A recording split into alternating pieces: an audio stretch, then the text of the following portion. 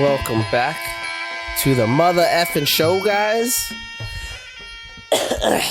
What's up? What's up? We got another UFC post-fight episode.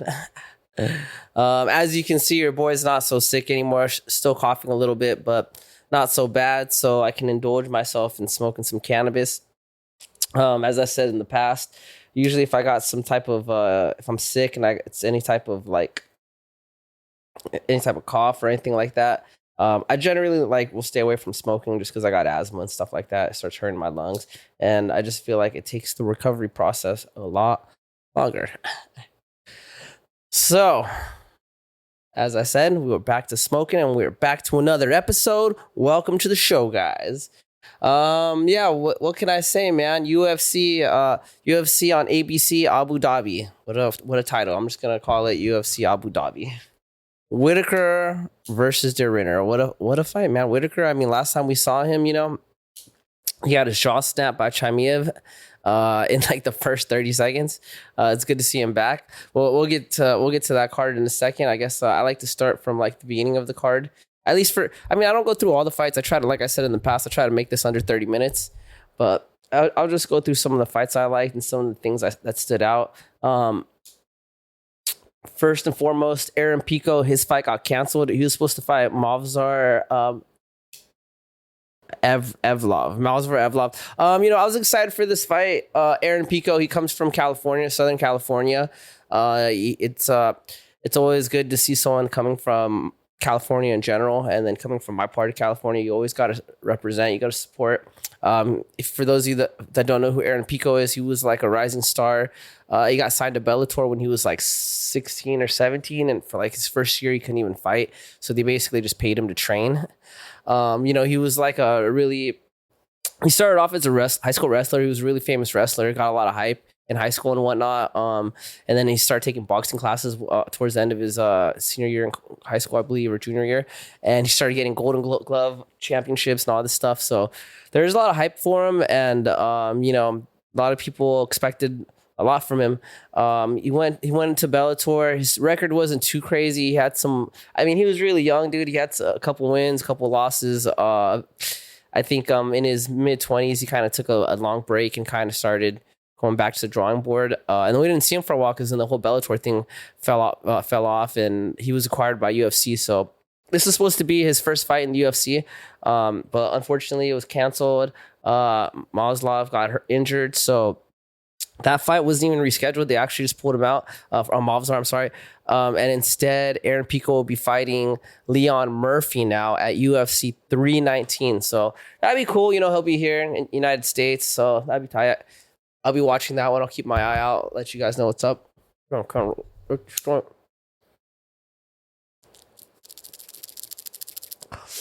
you go, dude. Smoking on some that's I don't know. My work gave it to me. They labeled it Ratata. Ratata. Not sure what that is, but whatever. Smoke's good, so I'm happy. All right. So first fight that I want to talk about was Grant versus Blackshear. Grant versus Blackshear, man. I don't know much about either fighters. I think I've seen Blackshear fight in the past. Blackshear, talented wrestler.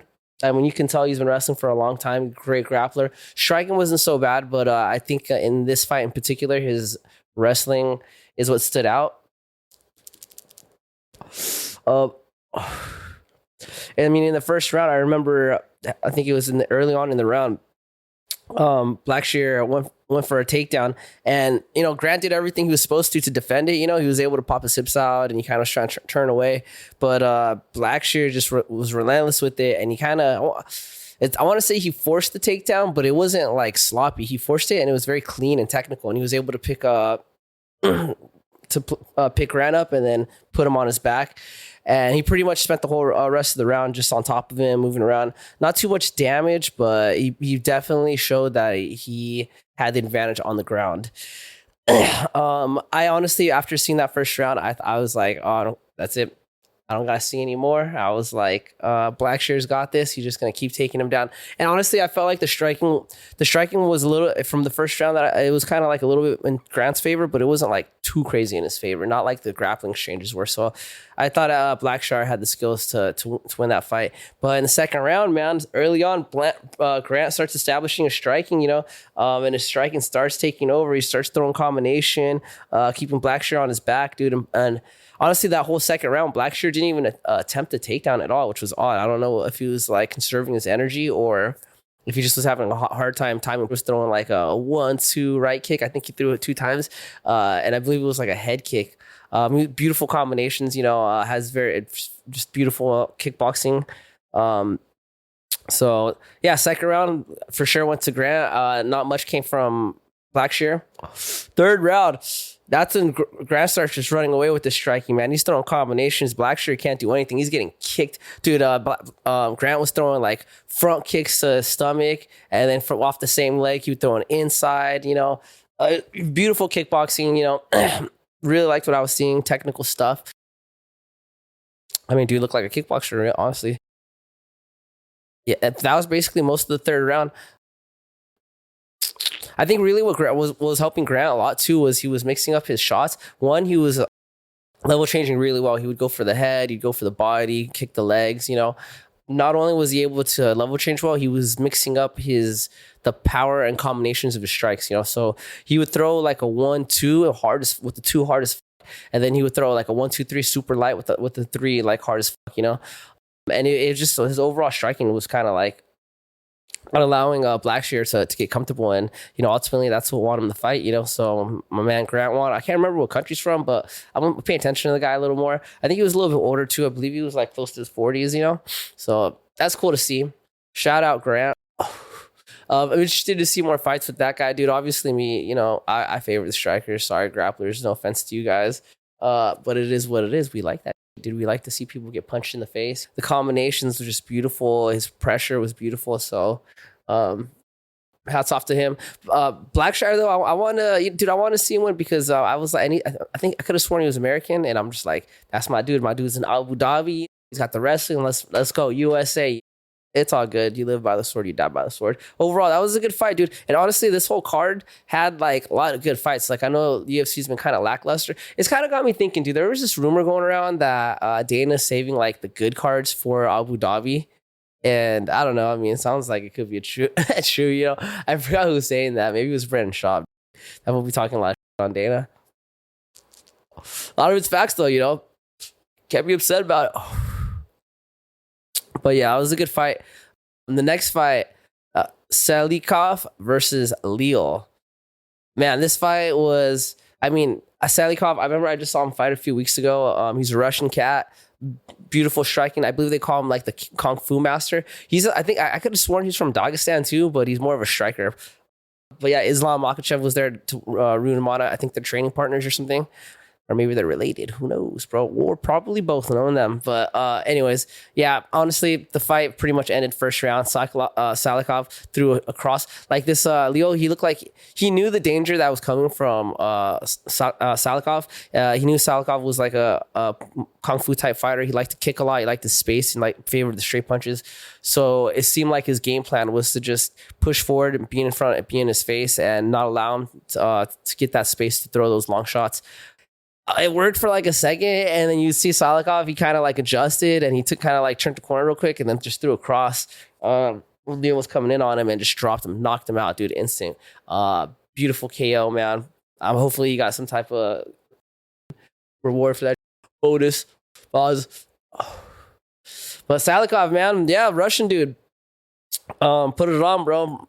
First win for the Russians. That dude's old too. It's crazy because these older fighters are kind of like putting it in, or getting it in. Salikov, I think he's like 41. I don't remember the age of Grant. I believe he was younger, maybe like 39 or something. I could be wrong. Maybe he just look old. I don't know. I'm watching the fights and I'm just smoking. So, Anyways, Salikov, dude, he's like 41 years old. He called out Wonderboy Thompson. That would be a great fight. I'm interested in that. Wonderboy, I can't remember the name of his last opponent. A little controversy. A lot of people feel like he won, myself included, but hey, I'm not a judge, so hard to make these decisions. But I think that would be a good fight. Salikov, I think he knows he's a little bit older, so I'm not sure if he's even gonna try to fight for the belt or if he's just trying to like make some money and have some fun. But Wonderboy Thompson, I say let's do it. Dude, and then the next fight, bro, Bryce Mitchell versus Said Nurmagomedov.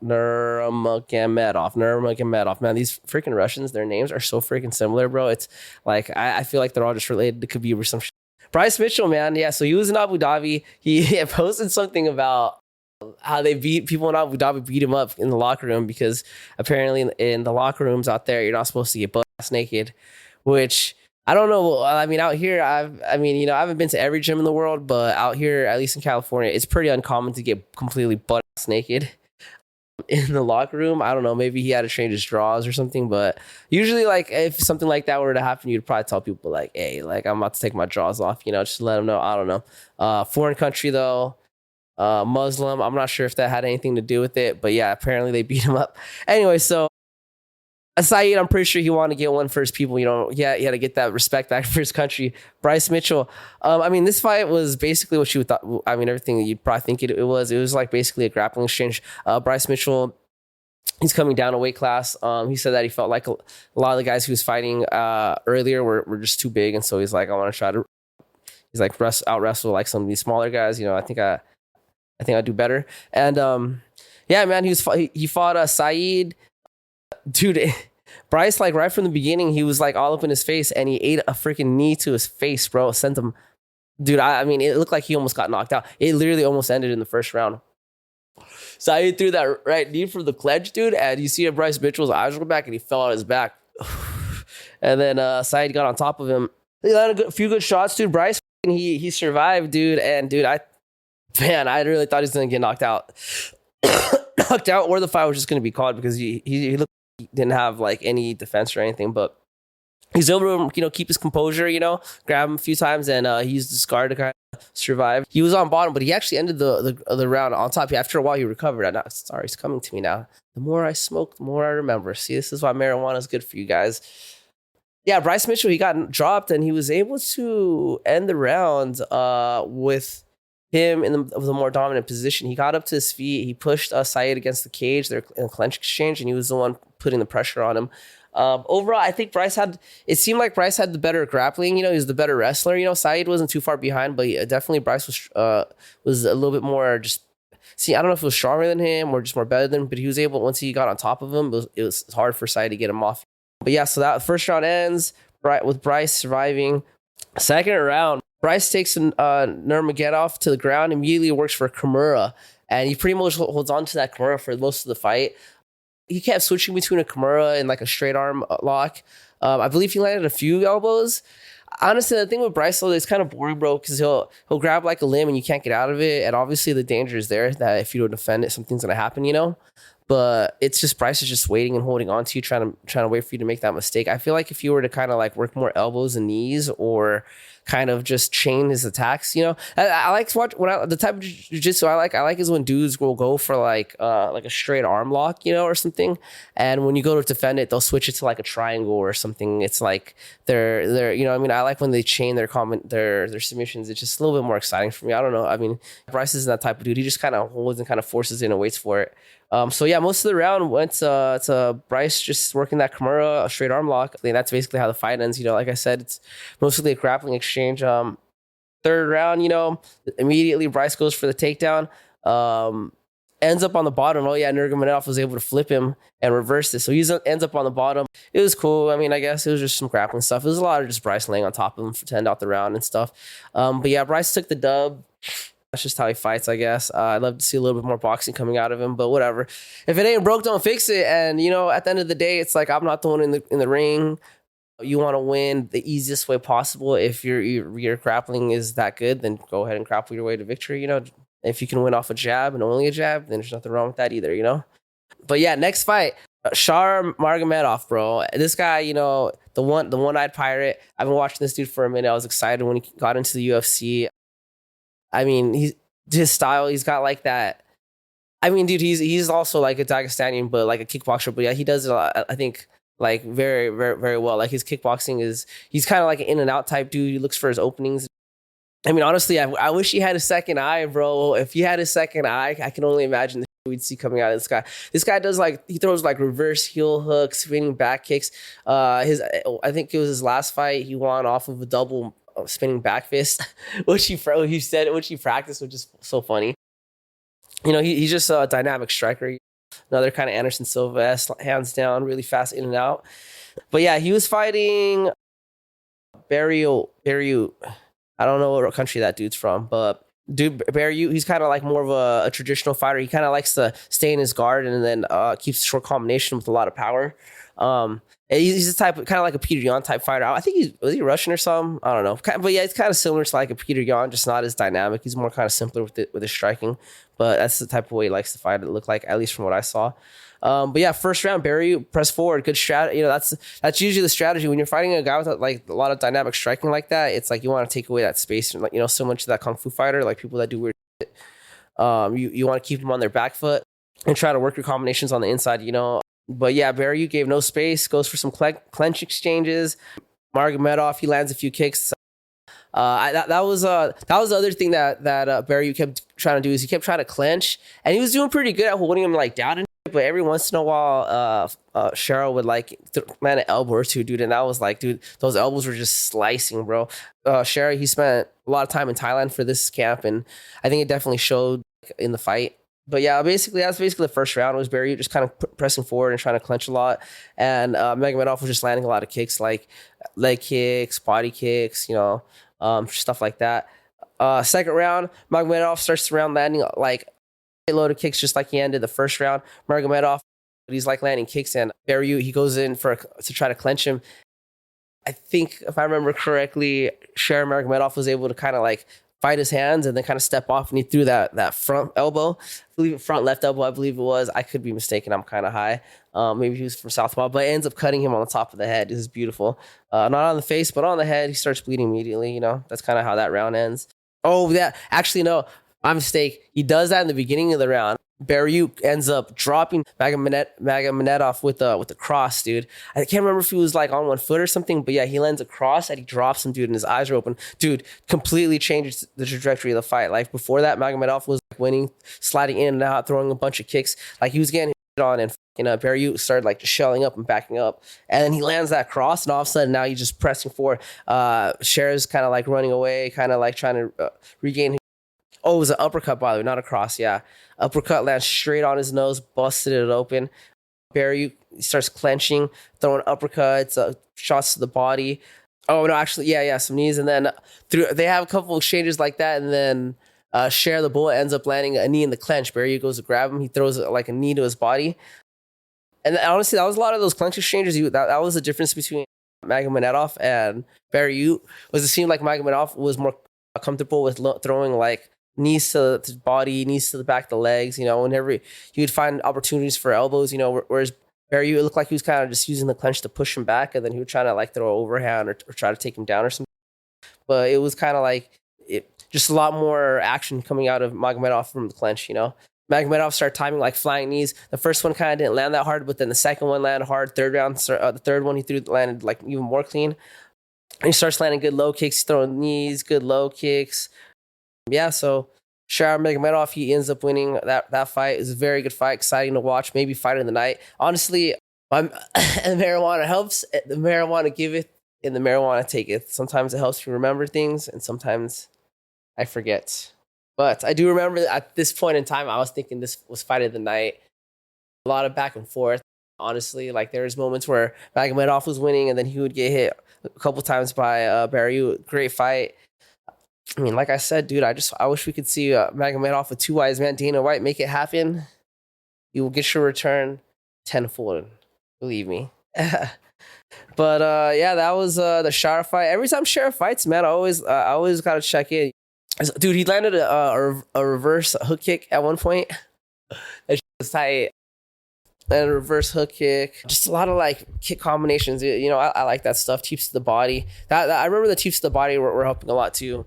Honestly, that's what you got to do when you have a guy that's trying to come forward a lot, like and take away your space. It's like knees and teeps are probably the best way. Knees, teeps, and jabs and low kicks are your best tools to kind of slow them down and stop them. And footwork.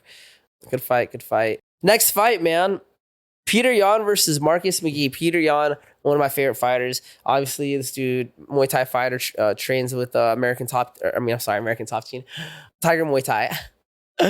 Oh my god, I'm high now. I took like literally like a 2-week tolerance break, and then I just went just full balls to the wall and started smoking like joints every day again. I shouldn't even smoke that much right now for this.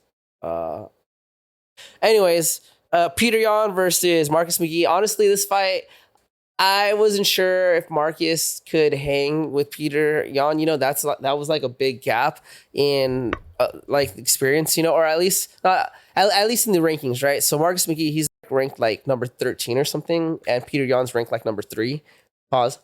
That's like 10 whole people, dude. You know what I mean? That's a pretty big jump. But you know, Marcus McGee though, he's scrappy, dude. Honestly, that dude's scrappy and he's strong. He'll like stay in your face, dude, and he's not afraid of, you know, he's not scared. He's not scared of a rumble. But yeah, he showed up and it was a good fight. Peter Yan, obviously, the first round he takes the first round slow. I think that kind of set him back a lot because while he's able to get his reads from Marcus McGee is also kind of like getting more comfortable and getting his reads with Peter Yan, you know. And Marcus McGee, dude, he's really good at fighting like long and stay on the outside. And Peter Yan is like the opposite. He's like likes to stay tight and like get as close as he can, and he'll like catch the end of your combination, and he'll come back with his.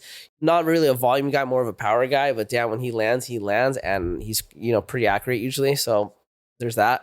But yeah, first round definitely went to McGee, throwing a lot. He threw a lot and was very active. Was moving around. He's throwing a lot of 1-2s from, I believe he's a southpaw fighter, if I'm not mistaken. One of them was southpaw. I can't remember now. But yeah, a lot of 1-2s, and they were getting through. Honestly, like they're getting through Peter Yan's guard. It was kind of, I think it was surprising him on many times it was landing. Like he couldn't. It seemed like he was having a hard time timing it, trying to block it. You know. I think he landed a good 1-2 to his face like two good times. You know, that kind of set him back.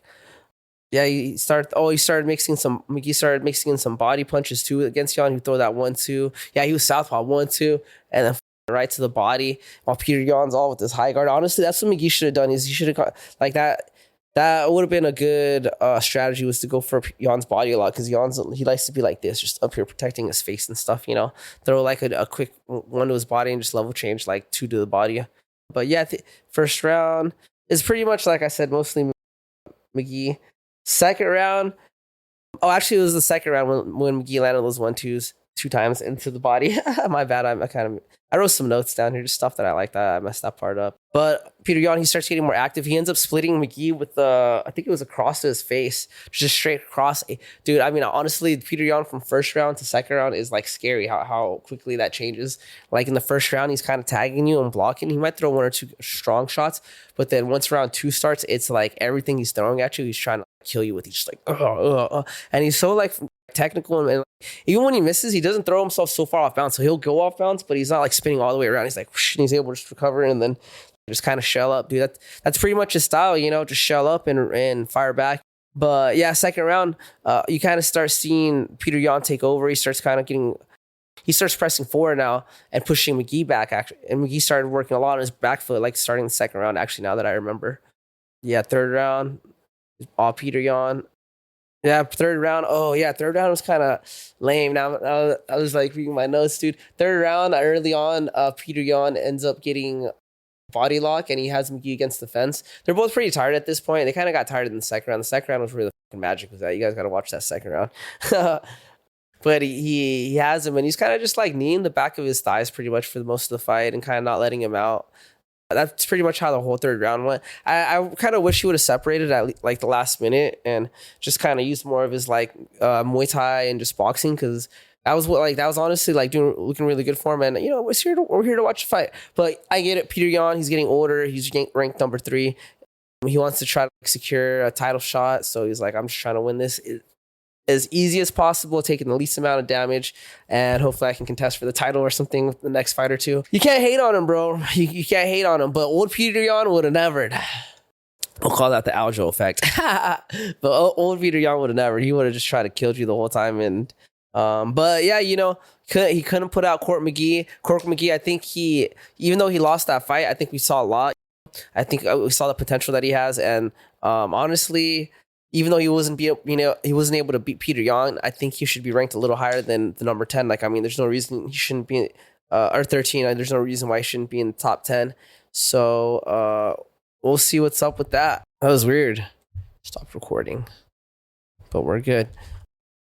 Yeah. So Peter Yan secured a dub. We'll see who's next. I can't remember if he called anyone out or anything, but Peter Yan, yeah, Tiger Muay Thai, shout out. Main event, you know, Whittiker versus Ridder. I knew going into this fight that Ridder had a chance of winning, but I think Whittiker was going to take it, but I was like, I wouldn't be surprised if Ridder was able to beat him. You know, Whittiker, like I've seen him fight taller guys, and sometimes he has a hard time with taller guys. I just think because he's like such a short guy and he likes to fight. Like, I mean, I don't know. I mean, scratch tags. I've seen him whatever. Anyways, moving on. So yeah, this fight, I was like, damn, Ridder might actually have a chance. And the first round, it didn't look like, I thought after I saw the first round, I was like, oh, I take it back, dude. You know, Robert Whittiker, you know, first round early on, he started landing a lot. His 1-2, he started establishing that he had better speed. And dude, he got his distance so quick, dude. He would hop in, boom, touch him up, and then hop out. Ridder cannot like time him at all. It just seemed like he was a lot slower than him, and he just was having a hard time dealing with that speed. It was mostly a lot of 1-2s coming from Whittiker, though. Whittiker kind of tried to take him down a few times. Ridder tried to take Whittiker down a few times. He grabbed his leg, had it for a second, tried to drag it. Wasn't able to do it. Second round, Ridder kind of starts using a left knee. That seemed to kind of like be a good answer for Robert Whittiker's speed, is when Whittiker would come in, that straight left knee. I guess that rear left knee, because he's southpaw. It kind of just stopped him. Even if it didn't like land hard, it would make Bobby either like use his hands to block or just kind of stop him from coming forward and landing that 1-2. It was a good adjustment. I think Whittiker was still landing more shots though, coming in and out with jabs and all that stuff. Oh yeah, and then probably like at some point, I think towards the end of the round, one of those knees actually hit Whittiker and it kind of sent him to the ground. Oh yeah, sent him to the ground, dude. And Ridder got on top of him. Yep. Kind of the round ends with Ridder on top of him. Third round, Ridder's pressing forward. Oh yeah, in the third round, Ridder tries throwing that straight left knee, and Whittiker is able to kind of time it and shoot. I think, was it a right overhand or a left overhand? I don't remember, but he was able to time an overhand, drops Ridder, gets on top of him, and starts landing some ground and pounds. I thought the fight was going to end right there, dude. Like, that fool was just eating, getting mollywopped, but he was able to survive and he was able to get up to his feet, but he got messed up. I believe he was bleeding too after that. Oh yeah, and then Ridder was able to take down Whittiker. Round actually ends with Ridder on top, but honestly, Ridder didn't really do much when he got on top, and he kind of like he got a takedown. I think he shot for a single or a double, I can't remember, but Whittiker wasn't able to stuff it. He kind of was trying to hop back, gets taken down. Ridder gets on top, doesn't really land a lot of damage, but he does give, I think, more control. In my opinion, I think Whittiker won that round just because when he dropped him and the ground and pound, Ridder got more ground control. So I don't know. We gotta look back and see what the judges chose. You let me know in the comments what you think. Go watch that round. Fourth round, some clinch exchanges. They're both pretty tired. Not a lot going on. Fifth round, honestly, going into the fifth round, I'm like, dude, whoever at this point, I can see whoever wins this fifth round is going to take this fight. And, you know, Whittiker tried, dude. He kind of went in. He knew, like, this is a championship round. He took the last round off. But in the fifth round, I think he really started to kind of jab more, pressing forward. He looked like he was so tired he couldn't land his straight 1-2 anymore. And he was slowed down a lot. So Ridder was able to, you know, like I said, timing those knees and like punches and other shots like that. Overall, it was kind of a hard round to score. Yeah, it was. I can't remember a lot of the fifth round. It was hard to score. In the end, Ridder ends up getting it. I can't really argue with that judgment. I thought Whittiker had it, but I could see Whittiker. I got to rewatch it. You know, maybe because I want Whittiker to win. So in my head, I'm thinking that I'm biased, whatever. But I got to rewatch it. I'll let you guys know. And this concludes UFC Abu Dhabi. Thanks for watching. Goodbye.